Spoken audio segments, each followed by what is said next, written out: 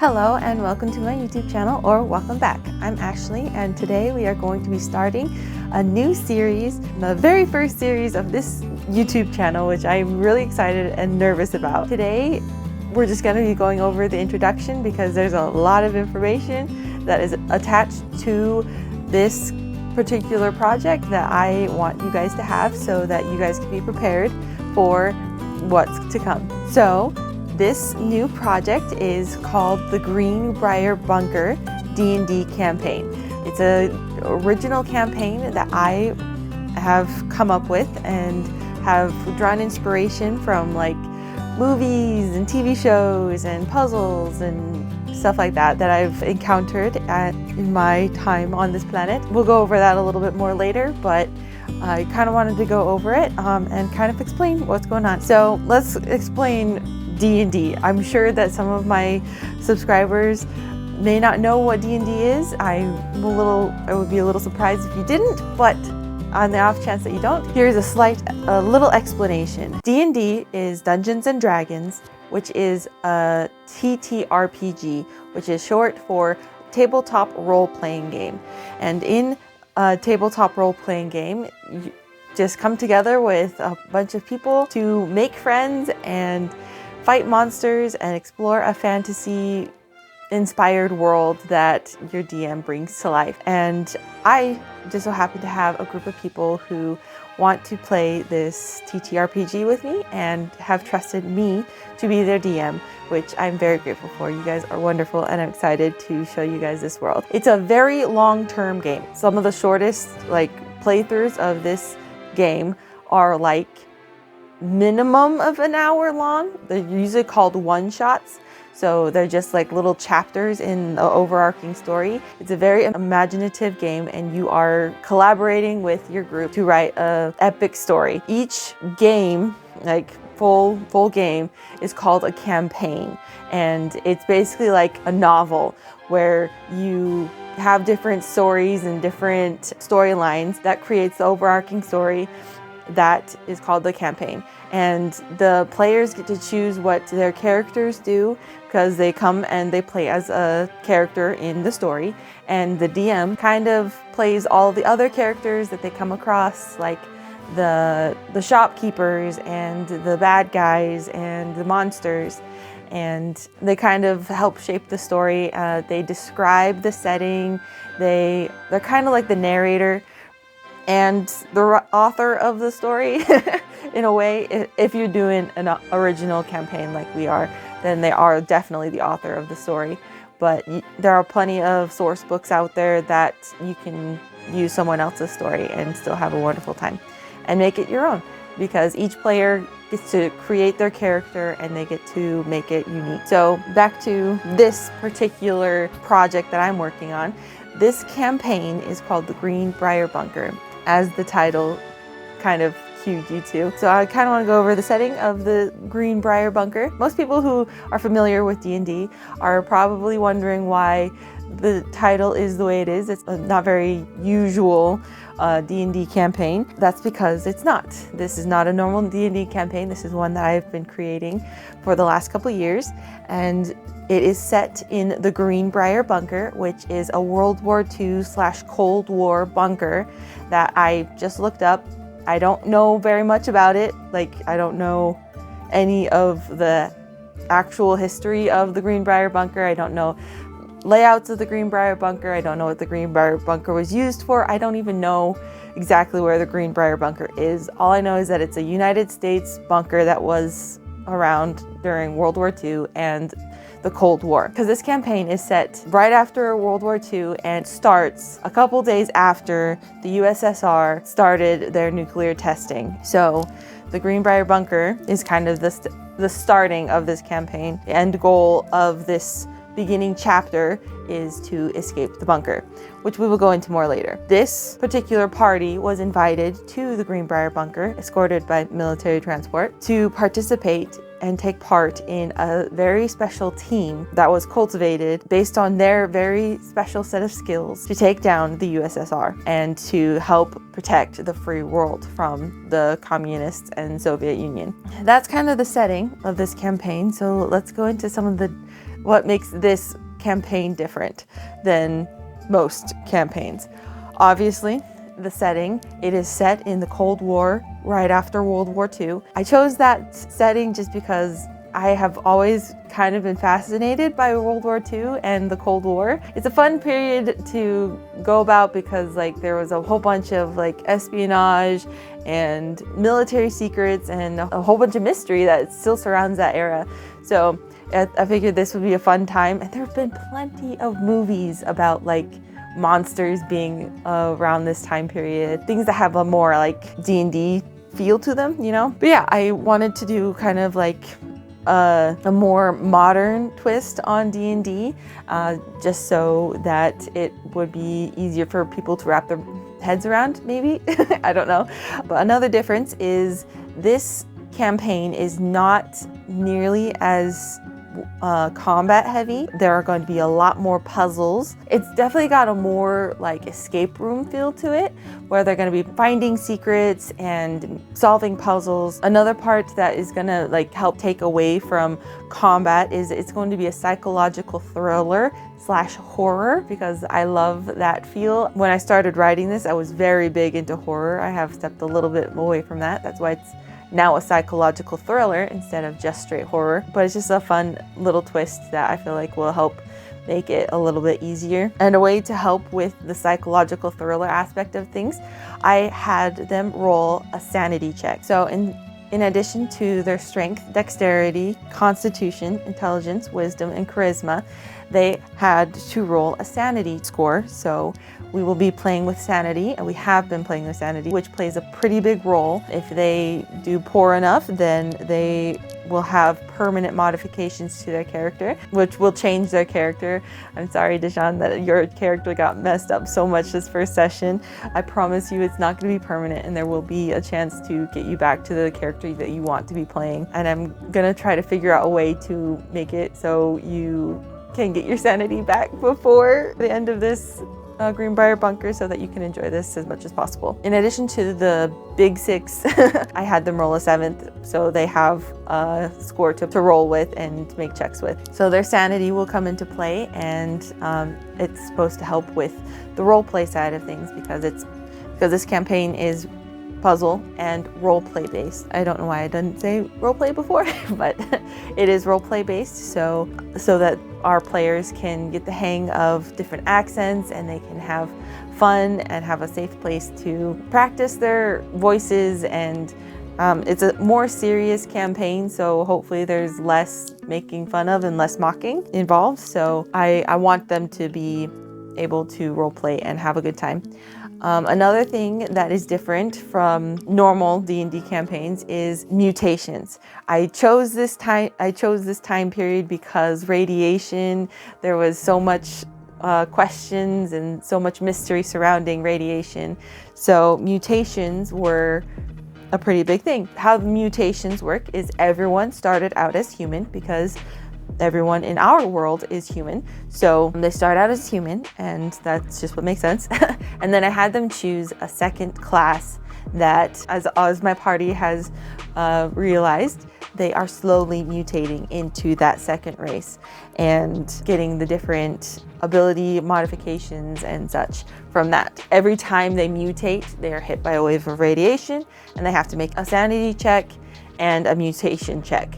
I have different aspects. I don't want to tell you all of them because they haven't rolled for all of them yet, so I'm not going to go over how they got mutated, but they will slowly mutate into that secondary race. So mutations is a pretty big part of this first section of the campaign, and then they'll get to a point where they've all mutated and they are trying to discover what their new bodies do, which is a fun aspect that I feel like adds to it. And the final thing that I feel like sets apart my campaign from normal campaigns is the class system.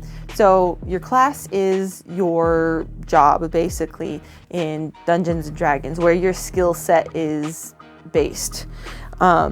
And so logically, I feel like your class should be based on a career. So I had them choose a career that would have brought them onto this top secret mission. And then we picked their classes based on that. I have a list of different options that I feel like would match, but I also gave them the opportunity to present their case and to be able to have a say in what they are. And like, if they want to play a bard, then we can go over the list of careers that I feel like a bard could be, or they could pick a career and then we would go over a list of jobs that I feel like would match that career. So this is kind of what we settled on: a nuclear engineer or a wizard, a CIA/FBI MK Ultra Stargate handler, or a cleric. That one is really fun. I'm really excited to play around with that. A US general or a paladin of the US military, a psychologist or a bard, a black ops sniper for the Air Force, or a rogue, a crypto linguist, and she is a warlock. Her warlock status has some really fun ties to her backstory, and I'm really excited to explore those. And then the last one, he is, I don't really know how to explain it, because like, he's a German who spied on the Germans. You know, he spied on the Germans for the Allies. So he's a German spy hunter, I guess. But his D&D class is a mystic. Ballsy, I know. Garrett, you're crazy. But the classes were chosen, and we had a whole session 0 that allowed them to choose what they were going to do and what route they were going to go down. That was kind of how it started. And I'm really excited to see how these guys play these characters and how they go. So those are the biggest differences between a normal D&D campaign and the campaign that I started. So we're going to go over what the players' goals in this particular campaign, or at least in this section of the campaign. I want to have it be a semi-short campaign, just in case people like go off to college, because I have a couple players that are going to college soon. And if life gets too crazy, we don't have to drop a campaign so far from being complete. We don't have to worry about a big campaign being cut short.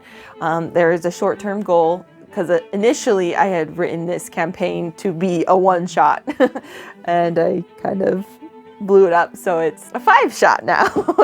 At least a 5-shot, depending on how quickly they get through each section and how much time we have per session. Let's go over some of the goals that the players have for this particular campaign. So the biggest goal that they have is to escape the compromised bunker, because they entered the bunker and they had a meeting, they introduced themselves, and then the lights went out and they realized that the bunker was compromised. So like, the big overarching goal is to escape the bunker.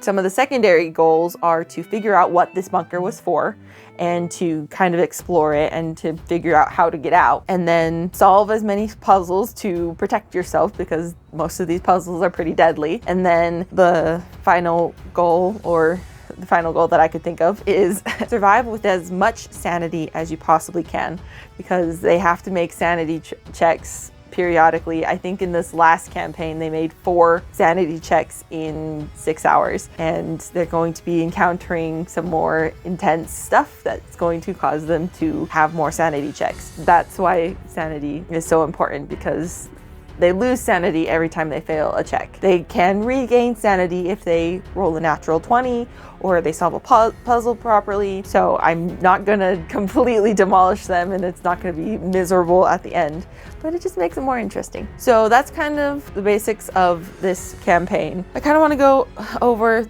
some of the reasons why I made this campaign. The biggest reason why I made this campaign is because I wanted to test my skills as a DM and to make sure that I was understanding rules properly and I was able to give a unique experience to players, because like, yes, I love fantasy and my business is very heavily based on fantasy.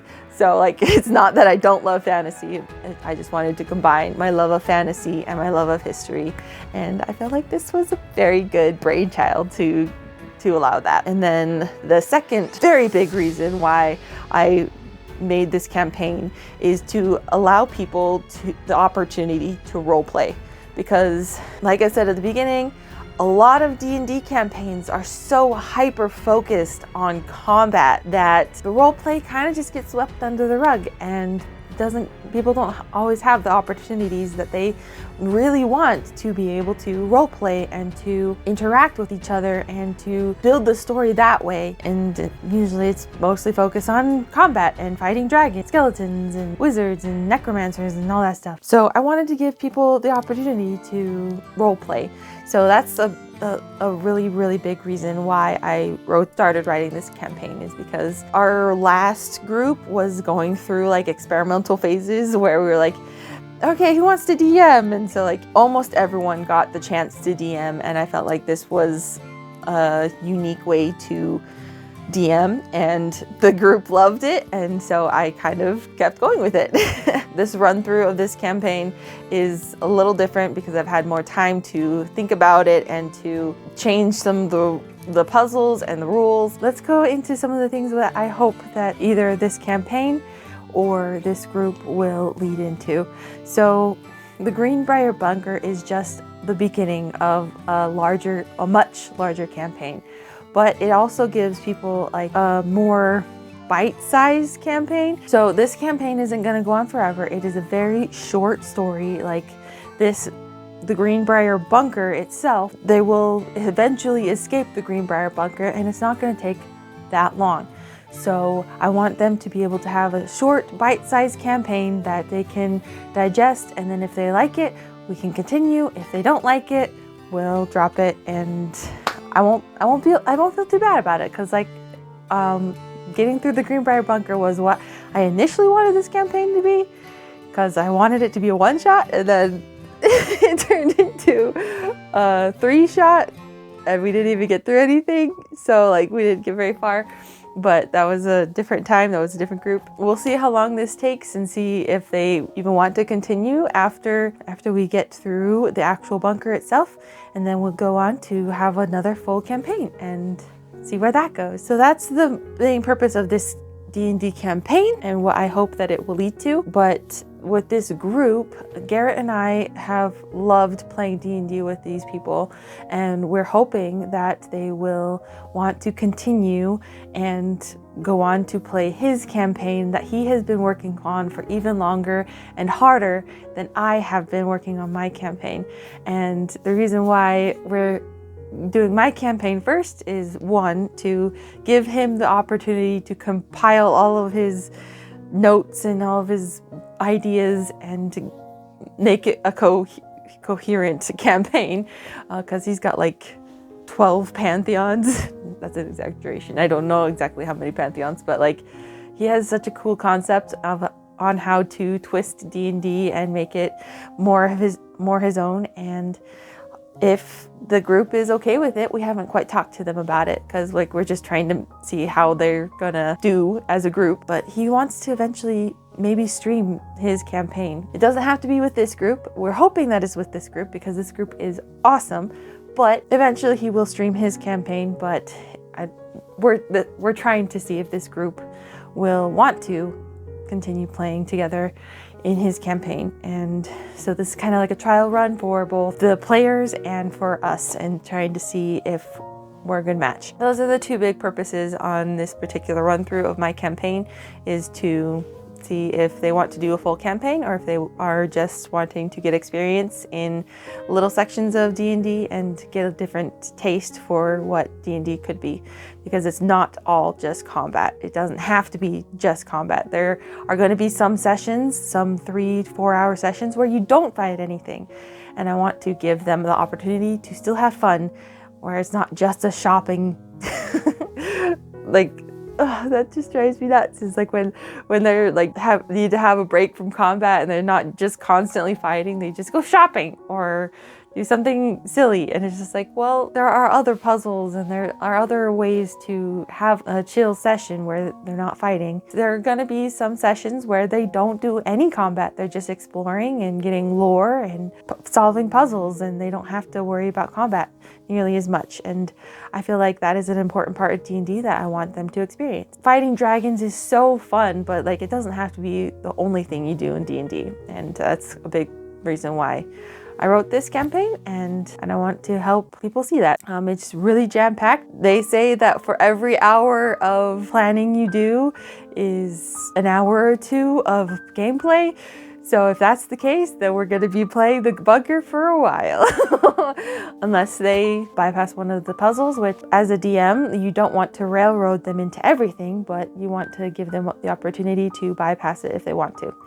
That's kind of what happened in this last session with the combat training room, and I'm kind of regretting it because that would have been an awesome encounter, but they had fun and it was good. Notes to take for next time, I guess, because I will be playing this campaign again because it's fun and it's an opportunity for people to roleplay and they can do different things. They can have different characters and have fun with it. Like, this is Garrett's second time playing and he's still super excited. So that's kind of the purpose of this campaign and some of the things to look forward to. So this is just the introduction video for this project because it is going to be a series of videos. There are going to be at least 5 videos in this series because I want to kind of separate them out into levels. So there are 5.5 levels of the Greenbrier bunker that I want them to experience. I'm not going to go into detail now because I want my players to experience them first, but I will go over each level and all of the little knickknacks and props, and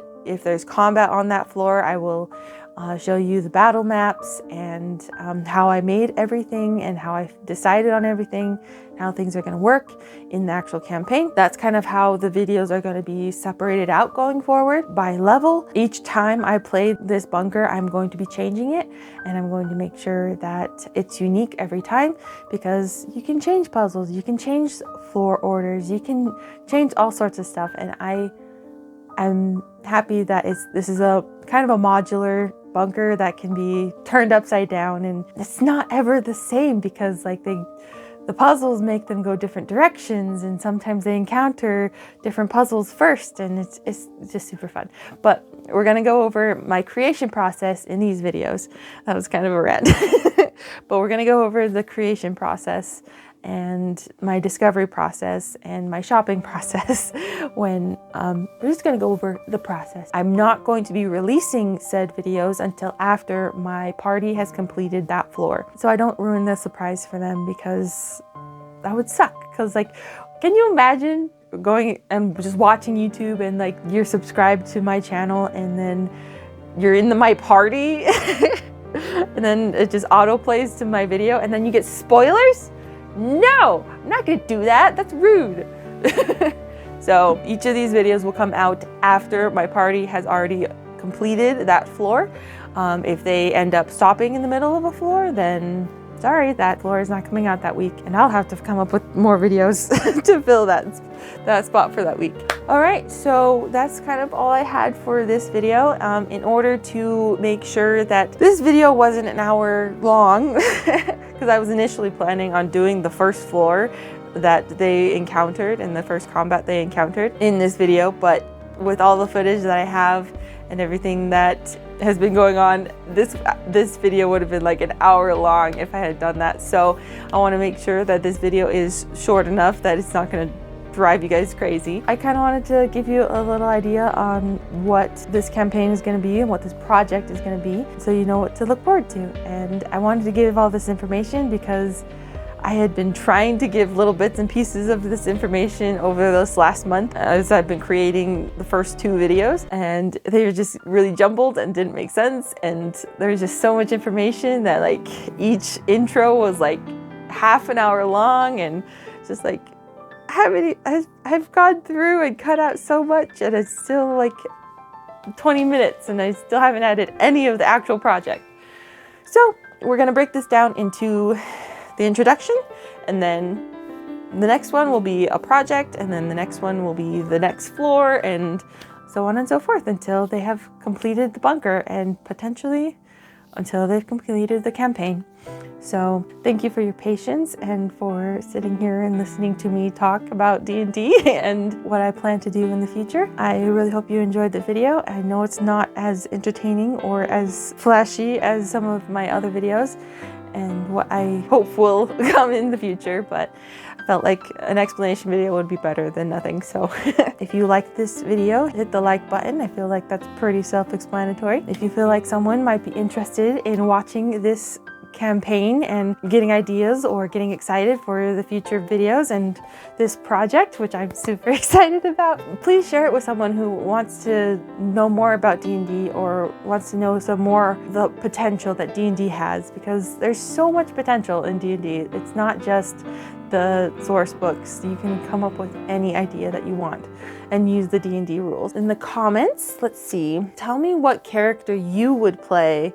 Like, start with the career and then go to what class that career would be, and then tell me what secondary race you would play if you were playing this Cold War feeling campaign. Tell me what character you'd play down in the comments. If you want to get notified as these videos come out every week, feel free to subscribe, hit the notification bell, and make sure that it is filled in. I don't always do D&D content, so if you're looking forward to just D&D content, that's not all I do. I am a crafter. I do sew. That is my job. I sew, and eventually one day I'll sell these products. In the background you can see the bag that I am currently working on designing. That's all I have for you today. So thank you so very much for watching, and keep smiling and stay majestic.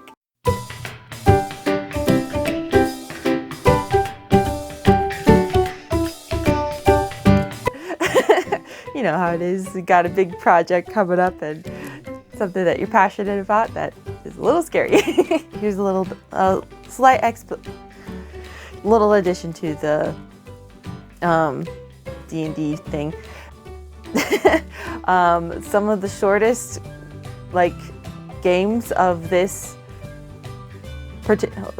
arcs, so different that make up the overarching. You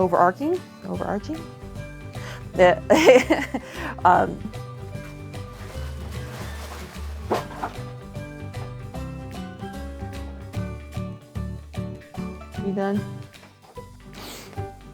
Yeah, I'll have to clean that up later. But the DM, because this campaign is set in World War II, or before technology was too big, and before things got a little crazy. Well, I guess it was pretty crazy back then too, but what's the word? It's fun to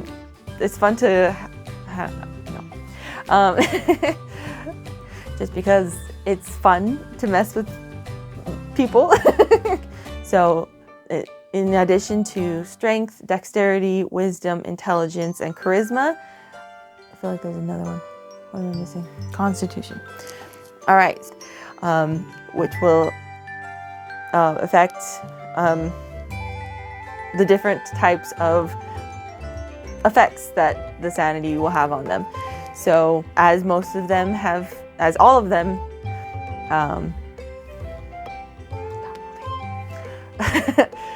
so seriously, why the freak?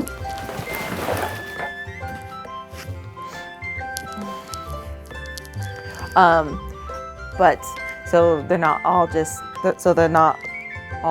just plain humans, which some people think are boring, other people find them cool.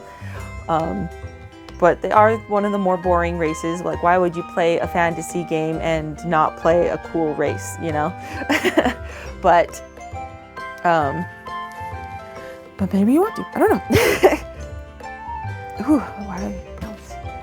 That's rough. Survive with as many survive as much.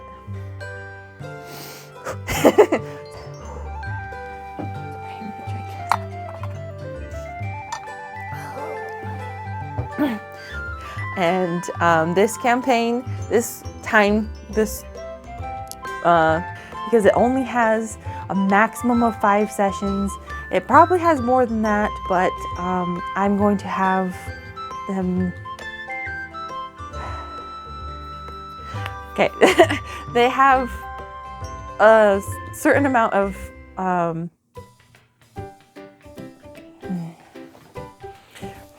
okay, let's think about this. Which I think never mind. I'm not gonna say that. But there's going to be at least 5 there's going to be at least 5 videos in this movie. Sorry, how many times can I say that word? I think I said it like 5 times in 2 minutes. They don't get the supply, so it can, but eat, yeah. So yeah, share, see these videos come out as they do. Hit that notification bell. So first of all, I think you have to subscribe first before you hit the notification bell, but it's either white or gray, I believe. I can't remember. Different computers and different apps, versions of the app do different things, but